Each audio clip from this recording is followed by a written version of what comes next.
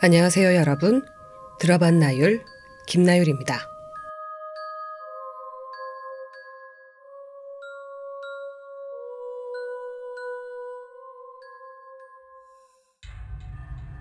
오후에 무당 아주머니께서 전화가 오셨어요. 제 안부를 물으시고 아무래도 제가 아프다고 하니까 오늘 밤은 어떻게 보내야 하는지 요령을 알려주셨대요. 가족들에겐 절대 알리지 말고 12시가 되면 화장대 서랍에 숨겨둔 부적을 꺼내서 오른손에 쥐고 그걸 품에 안고 방문을 등지고 앉아있으라고. 12시 반이 지나고부터 잠이 엄청나게 쏟아질 건데 4시까지 절대로 잠들면 안 되고 소리도 내지 말고 숨죽이고 있어야 된다고. 그리고 또 제가 어떤 행동을 하든지 간에 건들지 말고 가만히 부적만 품고 있으라고 그러셨대요. 4시가 되면은 화장대 서랍 중에 다른 곳에 부적을 숨겨두고 그 다음 날에는 오빠랑 저를 학교에 보내지 말고 가족 모두 기다리라고 하셨대요. 그렇게 그날 밤이 되고 가족들이 모두 잠들고 나서 엄마는 계속 저를 돌보시다가 12시가 되기 좀 전에 화장대에서 부적을 꺼내셨대요. 그걸 무당 아줌마가 일러주신 대로 오른손에 쥐고 품에 꼭 안은 채 문을 등지고 앉아있는데 정말 잠이 미친 듯이 쏟아지더래요. 입 안쪽 살을 이렇게 깨물어 가면서 잠을 참고 있었는데 제가 또 엎드려서 절하는 자세를 하더래요. 엄마는 놀라셨지만 그냥 그 모습을 숨죽여서 지켜보고 있었대요. 근데 제가 전날처럼 얼굴을 땅에 쳐박고 손톱을 세우는 게 아니라 무슨 강아지처럼 엄마한테 귀여워서는 엄마 옆에 강아지가 눕듯이 가만히 누워있더래요. 제 행동을 보느라 잠이 좀 깬 것도 잠시고 전날처럼 진짜 홀릭이라도 한 듯이 잠이 쏟아지는데 볼을 그렇게 막 피가 나도록 깨무는데도 너무 졸려서 어쩌다 잠깐 잠들 때도 있을 정도였대요. 근데 그럴 때마다 제가 엄마 다리 위에 두 손을 올리고 이렇게 꾹꾹 눌러서 깨우더라는 거예요. 그렇게 겨우 4시까지 버텼더니 저는 언제 그랬냐는 듯 제자리로 돌아가 잠들고 엄마는 가족들이 모르게 화장대 다른 서랍에 부적을 숨기고 잠드셨대요. 그리고 그 다음날 무당 아줌마가 외할머니랑 함께 집에 찾아왔어요. 이상하게 아줌마가 갈치를 한가득 사들고 찾아오셨는데 엄마한테 갈치를 이렇게 주면서 저녁밥은 이걸로 하라고 그랬대요. 이 갈치는 냉장고에 넣어둔 뒤에 무당 아줌마랑 우리 가족은 거실에 모였어요. 아줌마가 한참을 아무 말도 없이 집안 이곳저곳을 보시다가 갑자기 엄청 상냥한 말투로 엄마한테 혹시 미미라는 고양이 기억하세요? 하고 물으셨는데 엄마는 그 말을 듣는 순간 머리에 뭔가 쿵 하고 얻어맞은 기분이 드셨대요. 미미는 고양이였대요. 엄마가 중학생 나이쯤에 키우던 고양이였는데 미미는 길고양이였는데 새끼를 낳다가 새끼는 몸이 너무 약해서 죽고 미미도 거의 죽어가던 걸 엄마가 주워와서 외할머니 허락하에 키우셨다는 거예요. 외할머니는 미미한테 살쾡이가 살쪘다고 살찌나 하고 불렀는데 엄마는 그게 너무 마음에 안 들어서 외할머니 모르게 미미라는 이름을 붙여주셨대요. 근데 그 이름은 엄마만 알고 있고 설상 외할머니가 아셨다고 해도 무당 아줌마가 그걸 아실 턱이 없는 거죠. 그 미미를 이제 정성 들여서 돌봐서 이렇게 회복한 뒤로 거의 10년을 키웠는데 사실상 키웠다고도 할 수 없는 게 원래 길고양이인지라 집에 잘 있지는 않았대요. 근데 항상 엄마가 학교 다녀올 때 대문 쪽에 가만히 앉아서 기다리고 외할머니가 주는 밥은 안 먹고 엄마가 주는 밥만 먹고 엄마를 그렇게도 좋아해줬대요. 근데 어느 날부터 안 보였다는 거예요. 장마철이라 비까지 내리는데 고양이가 돌아오질 않으니까 엄마는 며칠을 비를 맞아가면서 고양이를 찾았는데 결국 그 미미를 찾을 수가 없었대요. 엄마는 당연히 기억한다고 대답하셨고 무당 아줌마는 뭐가 그렇게 기쁜지 엄청 좋아하셨어요. 박수까지 막 치면서. 그러고는 한동안은 상냥한 말투로 저한테도 막 괜찮냐고 말을 걸고 그러니까 쓸데없이 가족들 하나하나한테 안부를 물으시고 막 그러시다가 근데 그게 지금 생각하면 아마 그 고양이였던 것 같아요. 그러다가 갑자기 원래 말투로 돌아오셔서는 엄마한테 그 고양이랑 전생부터 인연이 아주 깊다고 여러 번 생을 돌면서도 서로가 서로의 은인이었던 그런 인연인데, 그런데 그 고양이가 지금 딸 옆에 있다고, 그러니까 제 옆에 있다고.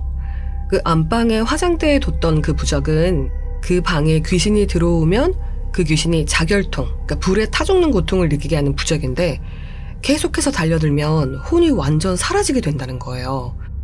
근데 그 고양이 미미가 엄마랑 우리 가족을 지키려고 매일 밤 혼을 깎아먹는 그 자결통을 견디면서 그 방을 지킨다고 하시는 거예요. 처음 왔을 때 무당 아줌마가 부적으로 괜찮을 거라고 고양이를 설득했는데, 고양이가 끝까지 지키겠다고 그 방에서 옴짝달싹을 안 한다고 하셨어요. 엄마는 그 이야기를 듣고 막 우셨어요. 무당 아줌마는 부적을 없애주고 싶지만 부적 없이는 집에 있는 귀신이 팔뚝만한 구렁이인데, 그 구렁이로부터 고양이가 절대 가족을 지켜줄 수가 없고, 또 떼면 가족이 큰일 날 거라서 그럴 수가 없다고 하셨어요.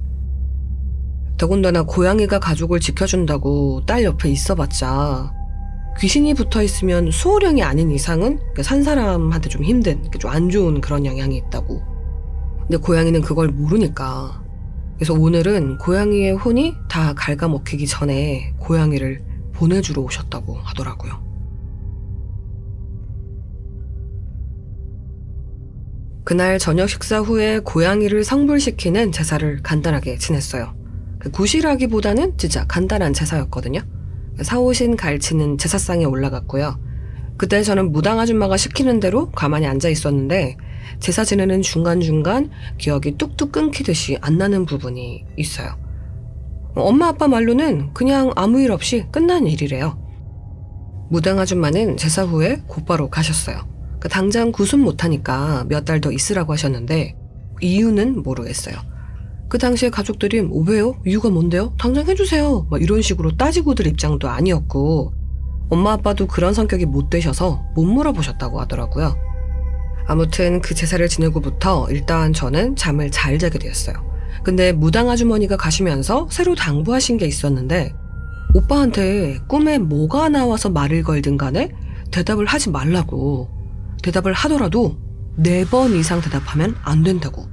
그러고 내려가셨는데, 그 뒤로 3개월 동안 가족들끼리 안방에 갇히다시피 살았어요. 이미 그 집에 겁을 집어먹은 탓에 스트레스도 만만치가 않았어요.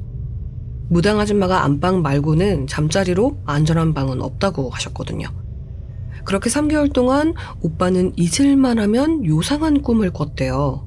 오빠 일기에 적혀있는 것만 이렇게 말씀을 드리자면, 병원에서 의사 선생님이 어디 아파서 왔냐고 묻는 꿈, 길을 잃어버려서 경찰서에 가서 경찰한테 이름 등등을 질문받는 꿈, 엄마가 막 화내시면서 뭘 잘못했는지 말할 때까지 때린다고 때리는 꿈, 심지어 퀴즈쇼에 나가는 꿈까지. 그게 무당 아줌마가 말하신 질문인지는 잘 몰라도 신기하게도 꿈을 꿀 때마다 오빠는 남자 목소리가 꿈이다 땡땡아 하고 말하는 그런 목소리를 들었다는 거예요. 오빠도 꿈인 줄 몰랐으면 대답을 했을지도 모르지만 매번 꿈인 걸 알게 해준 거죠. 그렇게 시간이 가고 마지막 한 달째에는 오빠가 꿈을 전혀 꾸지 않게 되었대요. 신기하게 그 시기에 딱 무당 아줌마가 연락도 없이 찾아오셨어요. 밤중에 갑자기 젊은 여자 한 명하고 같이 오셨는데, 원래는 사복 입고 다니시는데 옷까지 무당처럼 차려입고 오셔서는 가족들 전부 오늘 밤 다른 곳에 자고 오라고 하셨어요. 그날 엄마랑 저희는 고모할머니 집에 자고 아빠는 가게에서 쪽잠 자고, 아침 일찍 집에 갔더니 같이 왔던 젊은 여자는 이미 돌아갔는지 없고 무당 아줌마가 끝났다고 인사하고 그렇게 가셨대요. 가시면서 집이 향냄새 빠지면 마누라랑 애들 데리고 들어와서 이사 갈 때까지 편하게 지내라고 하셨는데, 무당 아줌마한테 돈을 챙겨드렸더니 외할머니한테 은혜 입은 게 있다고 돈 거절하시고 가셨대요. 그 뒤로는 거짓말처럼 아무 일도 없었고 우리 가족들은 2달 뒤에 이사를 갔어요. 이사 갈 때도 주인 할머니는 못 뵙고, 후에 아빠가 동네 사람들한테 들은 이야기로는 그 집에 저희가 살기 전에 산 좋아하는 아저씨 부부가 살았는데, 산에 가면 뱀을 잡아다가 산채로 술을 담그고 그걸 모으는 게 취미였대나 봐요. 어디까지나 소문이지만.